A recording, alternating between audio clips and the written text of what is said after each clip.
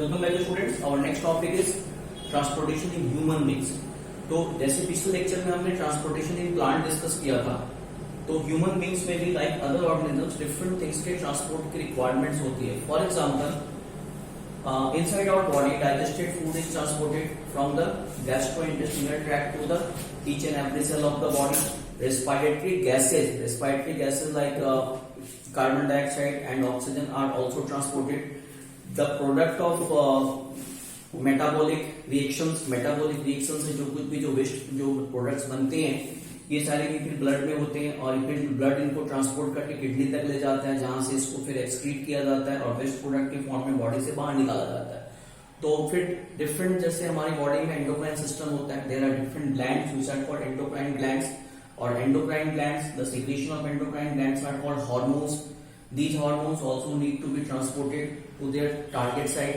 तो human beings में काफी सारी चीजों के ट्रांसपोर्ट की रिक्वायरमेंट पड़ती है, और ह्यूमन बींग में जो हमारे पास जो ट्रांसपोर्टेशन की जो प्रोसेस होती है, that is by blood circulatory system, और simply we can say circulatory system. तो ह्यूमन बींग में जो ट्रांसपोर्टेशन होगी, that is by blood circulatory system, by blood circulatory system, blood circulatory system और simply circulatory system you can say. अब blood circulatory system में हमारे पास क्या क्या चीजें होती है, कौन कौन से ऑर्गन्स हैं ब्लड सर्कुलेटरी सिस्टम में. तो we have blood major part जो कि ट्रांसपोर्ट, जिसके थ्रू चीजों की ट्रांसपोर्ट होती है. Then we have blood vessels, pipe like structure जिसके अंदर ब्लड फ्लो करता है. And blood vessels are again of three types. We have arteries, then we have veins, and then blood capillaries. And the most important organ of the transport system, that is heart. तो ये तीन हमारे पास human circulatory system के part हैं, blood vessels and heart. एक एक करके हम इनको डिस्कस करेंगे. सबसे पहले थोड़ा सा ब्लड के बारे में, ब्लड क्या होता है उसके बारे में हम डिस्कस करते हैं. ब्लड के स्ट्रक्चर, ब्लड में क्या क्या चीजें होती हैं. तो फर्स्ट ऑफ ऑल ब्लड. तो ब्लड की हम बात करें तो blood is a fluid connective tissue. Blood is a fluid connective tissue. 9th class में टिश्यूज के चैप्टर में आपने स्टडी किया होगा. Blood is a fluid connective tissue इसलिए क्योंकि ये बॉडी के सारे ऑर्गन्स को आपस में कनेक्ट करता है, क्योंकि ब्लड ही है जो पूरी बॉडी में मूव करता रहता है, और उससे बॉडी के सारे ऑर्गन जो है वो एक दूसरे से कनेक्टेड होते हैं. And it is a fluid, इसलिए इसको हम कनेक्टिव टिश्यू बोलते हैं. And it is a fluid, liquid की फॉर्म में, that's why it is a fluid connective tissue. अब अगर ब्लड की हम कॉम्पोजिशन देखें, ब्लड में क्या क्या चीजें हमारे पास होती हैं, तो ब्लड में हमारे पास क्या क्या चीज है ये देखिए. ब्लड को पहले हम broadly we can divide blood into 2 parts, that is blood plasma. Blood plasma is the liquid part of the blood, और इसके अंदर सेल्स फ्लोट करते रहते हैं, which are called blood cells और blood corpuscles. Blood corpuscles. Total blood के volume का 55% जो पोर्शन होता है, that is 55%, this is blood plasma. और बाकी का जो हमारे पास जो 45% जो बचा, दैट इज ब्लड सेल्स. अब देखो, अगर हम ब्लड कॉर्पसल्स की बात करें तो blood corpuscles, again we have 3 types of blood corpuscles. We have erythrocytes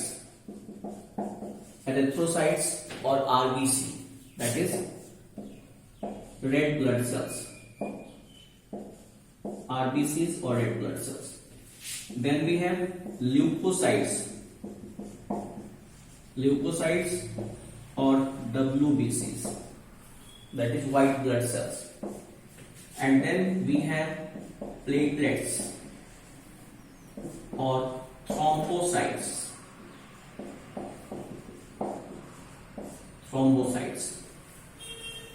Okay, so there are 3 types of blood corpuscles.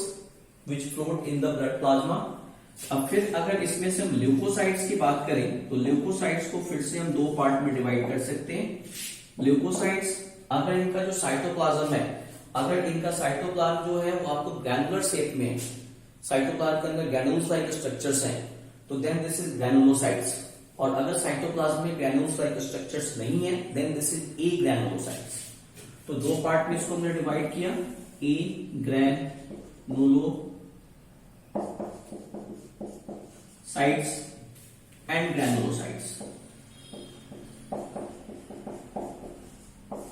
A granulocytes दो तरह के सेल्स इसमें आते हैं, that is lymphocytes and monocytes. lymphocytes and monocytes. And in case of granulocytes, we have three types of cells.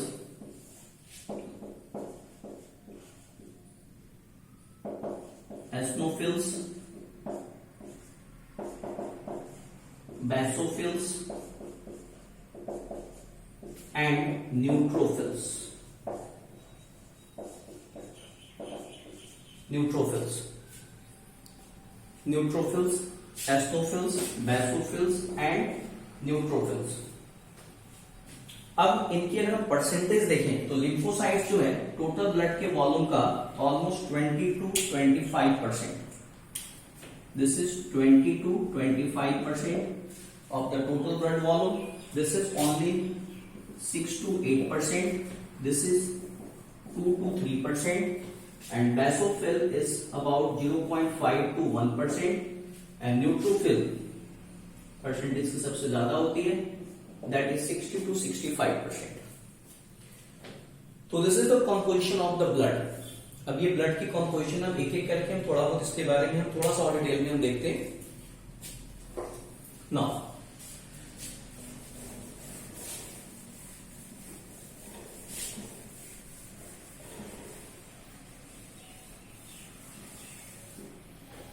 Blood plasma.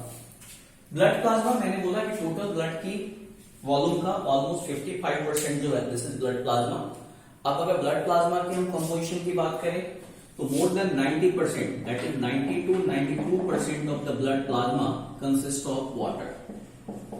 सबसे ज्यादा इसमें किसकी परसेंटेज होगी? वाटर की। नाउ जो बाकी जो 8 to 10% है, it contains different types of substances.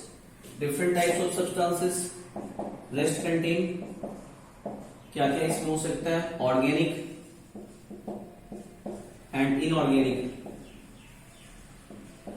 Inorganic compounds, inorganic substances, because इसके अंदर कंपाउंड के अलावा और भी चीजें हो सकती हैं। ऑर्गेनिक कंपाउंड की बात करें तो इसमें अमीनो एसिड्स हो सकते हैं, अमीनो एसिड्स हो सकते हैं, फैट और भी इस तरह की चीजें, अमीनो एसिड, ग्लूकोज, ये सारी चीजें इसके अंदर होती हैं। इनऑर्गेनिक सब्सटेंसेस की बात करें, there are different types of minerals.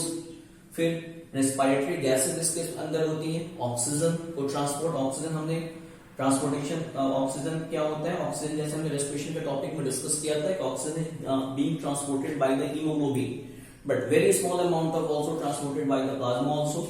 और कार्बन डाइऑक्साइड, मेजर जो क्वांटिटी कार्बन डाइऑक्साइड की होती है वो फिर ब्लड प्लाज्मा के थ्रू ट्रांसपोर्ट किया जाता है। तो इनऑर्गेनिक सब्सटेंसेस के अलावा कार्बन डाइऑक्साइड, O2, हार्मोन्स जिनको टारगेट साइट तक ले जाना है, एक्सक्रीटरी प्रोडक्ट, ये सारी चीजें इसके अंदर हो सकती है 8 to 10% में। तो this is the composition of the plasma. Now come to the blood corpuscles. अब ब्लड कॉर्पस्कल्स की हम बात करें तो ब्लड कॉर्पस्कल्स में हमारे पास तीन पार्ट है, that is first erythrocytes, then leukocytes and then thrombocytes. तो पहले एरिथ्रोसाइट्स की हम बात करते हैं ब्लड कॉर्पस्कल्स में। ब्लड कॉर्पस्कल्स, ब्लड कॉर्पस्कल्स में पहला हमारे पास क्या है? एरिथ्रोसाइट्स।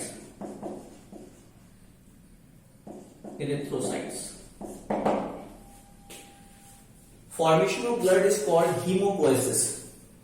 पूरी जो ब्लड की फॉर्मेशन होती है जो बेसिकली बोन मैरो के अंदर होती है, और इन द एम्ब्रियोनिक स्टेज में जो ब्लड की फॉर्मेशन होती है that is inside the liver. तो liver is also the erythropoietic organ. Erythropoietic organ हम उन ऑर्गन को बोलते हैं जिनके अंदर ब्लड की फॉर्मेशन होती है। तो एडल्ट में या आफ्टर द बर्थ जो भी मतलब ब्लड की जो फॉर्मेशन हो रही है वो किस में हो रही है, बोन मैरो के अंदर ब्लड की फॉर्मेशन होती है। बट एम्ब्रियोनिक लाइफ में जब बोन मैरो सभी आपको डेवलप नहीं होते तो लीवर के अंदर ब्लड की फॉर्मेशन होती है। तो liver is also erythropoietic organ and the formation of blood is called haemopoiesis. Haemopoiesis word की मीनिंग क्या हुई, haemopoiesis, this is called formation of blood. चलिए अब एरिथ्रोसाइट्स की हम बात करते हैं। एरिथ्रोसाइट सबसे पहली बात, दिस आर ई न्यूक्लिएटेड, इसके अंदर न्यूक्लियस नहीं होता। जब एरिथ्रोसाइट्स की फॉर्मेशंस होती है then they are nucleated, but when they become mature then to provide more space to oxygen, because इनका major functions क्या है, to transport oxygen in the form of oxyhemoglobin। तो ऑक्सीजन को ज्यादा से ज्यादा स्पेस प्रोवाइड करने के लिए पर्टिकुलरली मैमल्स के अंदर, वी आर मैमल्स के अंदर जो एरिथ्रोसाइट्स या आरबीसी होते हैं उसके अंदर न्यूक्लियस नहीं होता। जैसे जब वो मैच्योर होते हैं तो न्यूक्लियस गायब हो जाता है, तो they R E nucleated. Now इनकी हम शेप की बात करें तो दे आर बाइकॉन्केव डिस्क लाइक, ठीक है। इनके हम नंबर की बात करें तो इनका नंबर 4.5 to 5 मिलियन पर cubic millimetre of blood. Female और मेल में डिफरेंस होता है, आप मान के चल सकते हैं। फीमेल में ऑलमोस्ट 4 से 4.5, मेल में 5 से 5.5 मिलियन की रेंज में इनका नंबर होता है। चलिए, तो फिर इसके अंदर एक हमारे पास रेस्पिरेटरी पिगमेंट जो हीमोग्लोबिन होता है, haemoglobin is found inside the erythrocytes, contain respiratory pigment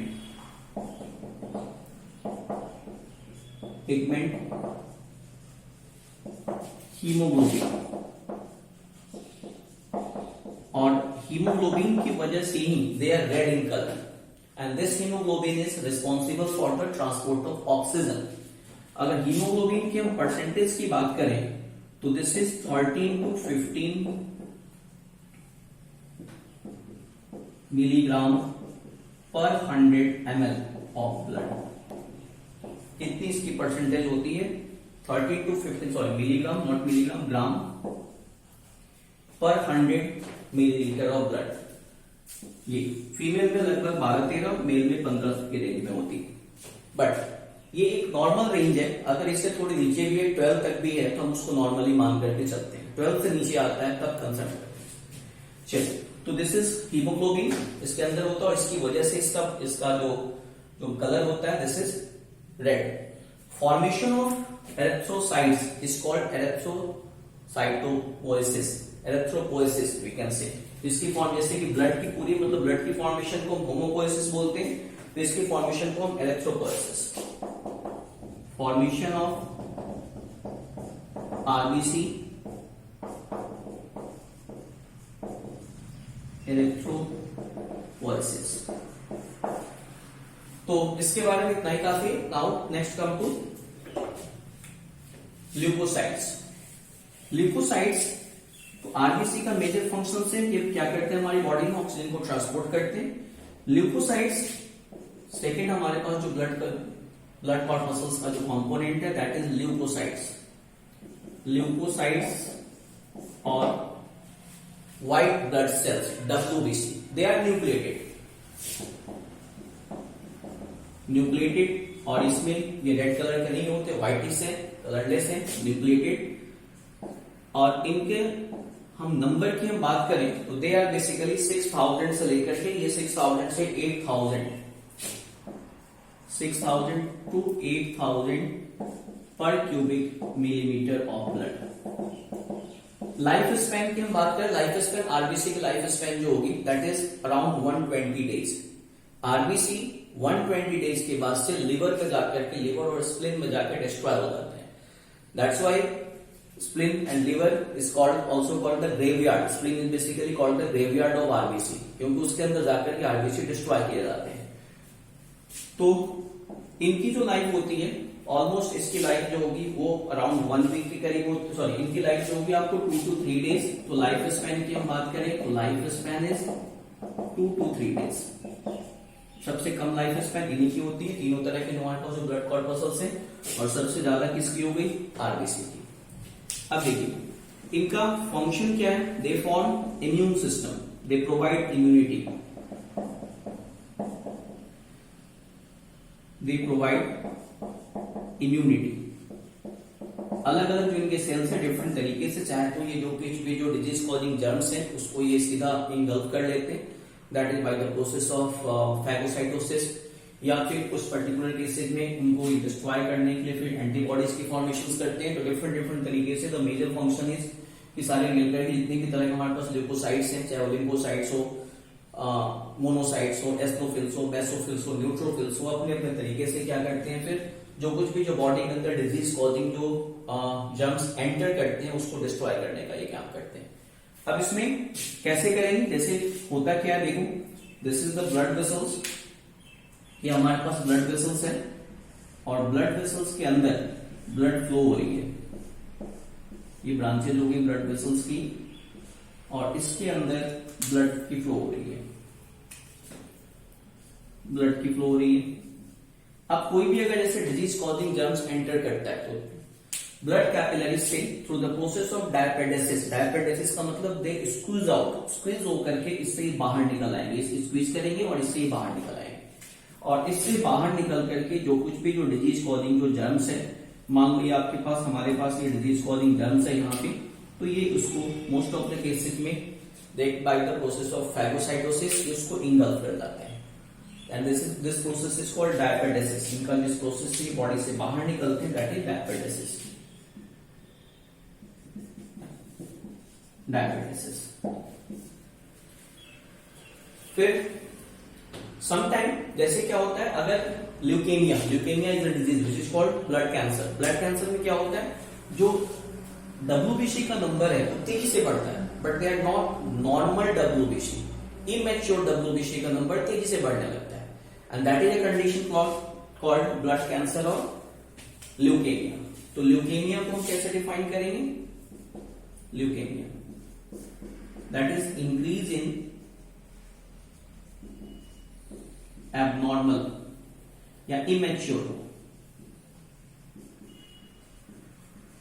WBC।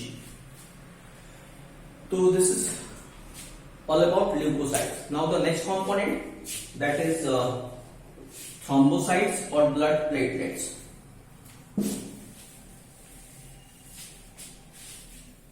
Diapedesis, this is DIA, diapedesis, DIAPEDESIS, diapedesis.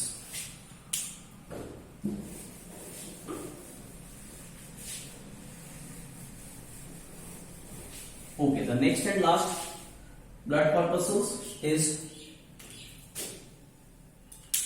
thrombocytes or blood platelets.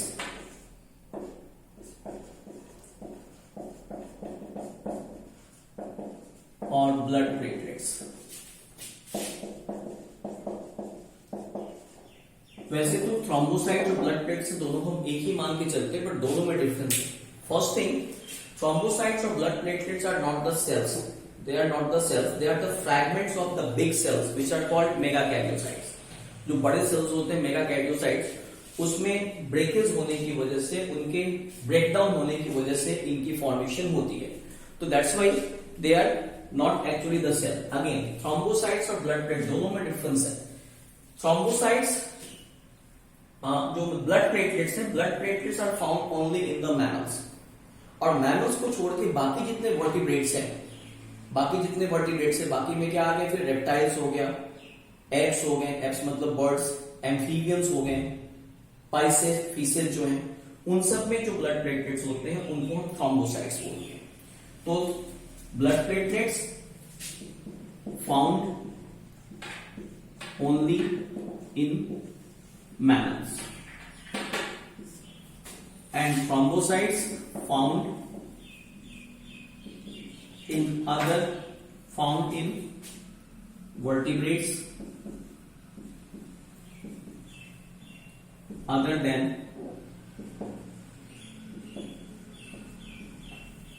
mammals।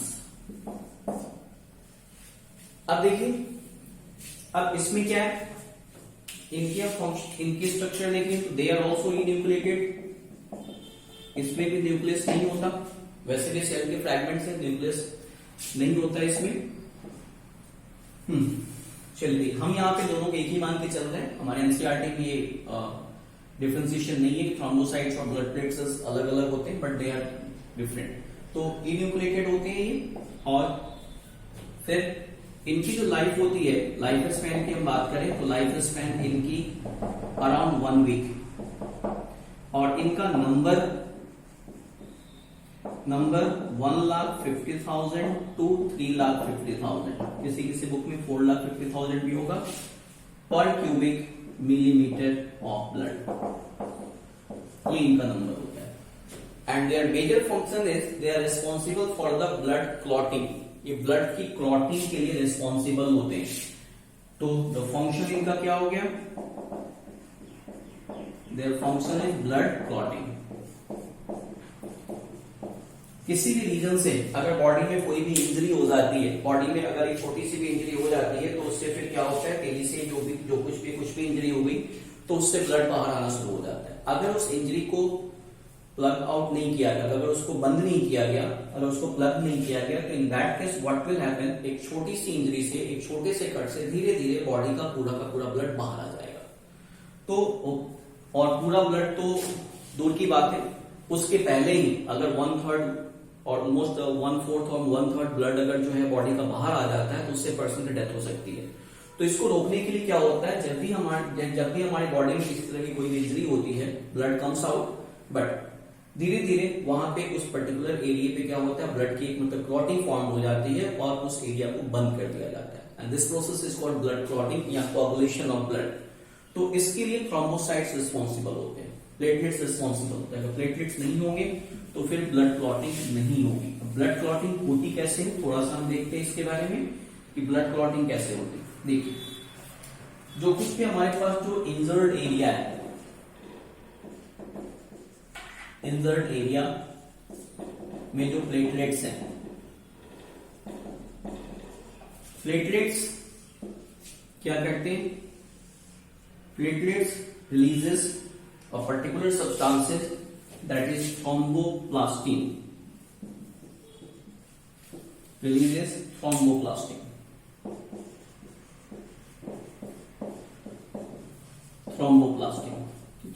Release करेंगे ना। टिश्यूज के अंदर ऑलरेडी एक एंजाइम होता है प्रोथ्रोम्बिन।